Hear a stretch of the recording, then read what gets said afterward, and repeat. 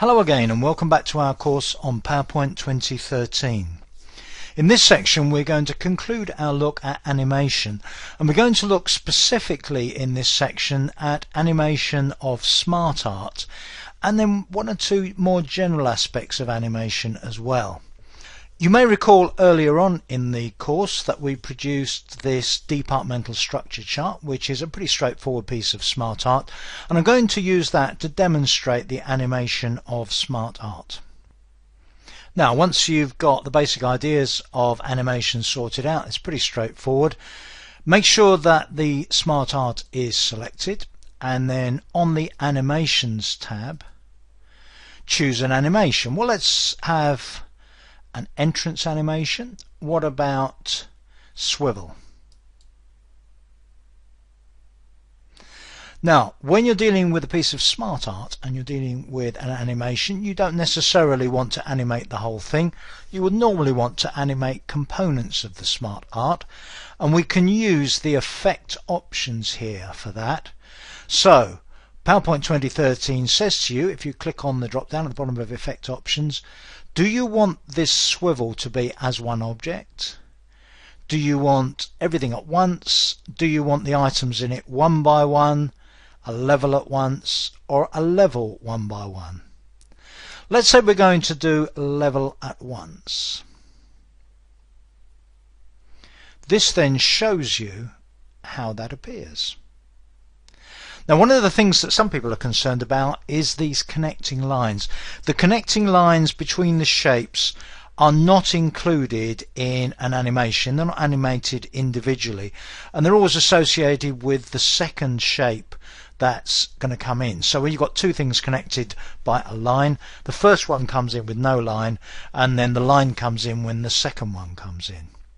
So let me just preview that again.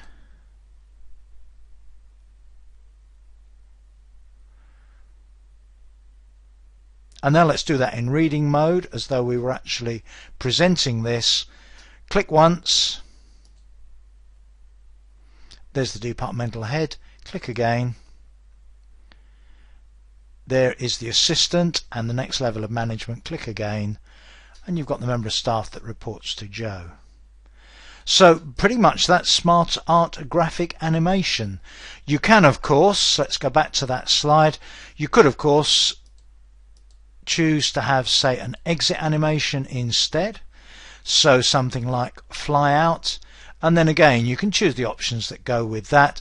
You have the options with fly out that we had before, so as one object all at once and so on, but because the options depend on the actual animation, here you get the option of what direction you'd like them to fly out in. So if you said to top right, now let's go into reading view, click once, and they go. So having seen how straightforward it is to do animation of Smartart objects, let's look at one or two other aspects that are closely associated with that.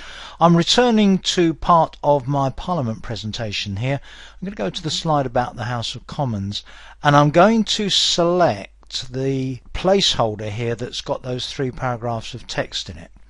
Now, with that selected, if I go to the Animations tab, I could actually apply an animation to that placeholder. Let's have appear. And then for the effect options, I'm going to choose by paragraph. Now let me go to reading view. I've got to that paragraph. What do? Click once. I get the first paragraph. Click again. Second paragraph. Click again. Third paragraph. And that is a very common and straightforward way of animating the text in a presentation, where you just click with the mouse and the paragraphs appear one by one. Of course, you can have them leave one by one as well, and of course we could build in an animation such as bringing this photograph in as well. And I hope that by now you've got the general idea. Let's return now to one of the graphical representations of the split of the Members of Parliament in the UK by party. Let's select the chart there. Go to the Animations tab. Let's again choose an entrance animation. Let's go for zoom. And in the effect options we will say the vanishing point will be the object center, and we'll have them come in by category. Okay, let me just go into reading view for that and click away. So Members of Parliament by party January 2013, and I'm doing this in a presentation, so I'm talking about, for instance, explaining what my chart says. I can explain that we have the names of the main parties at the bottom, the numbers of MPs are on a scale on the left there. Click to see the Conservative Party number of MPs, Labour Party, Liberal Democrat, and as I click I can talk about each of those parties and their representation in the government. So I think by now you can see the power of animation, and you're really not restricted to either straightforward text or Smartart. You can apply it to many types of objects that you can put into a PowerPoint presentation. So that's it on animation for the moment. There is a related topic which is called transitions, where we talk about the transition between slides when we're doing a slideshow. But I'm going to come back to that towards the end of the course. For now, that should be plenty for you to experiment with in animation. But now I've got an exercise for you to do. Now I hope that you've been working along with this exercise and producing your own presentation on your own government or whatever, but if not, you can use example 9 for this exercise.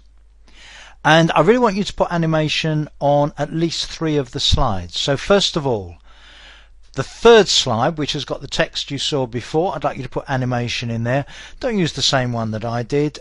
Find a different way to either make the text enter or exit, or you can even get it to emphasize when you click on it, or perhaps emphasize the photo when you click on it.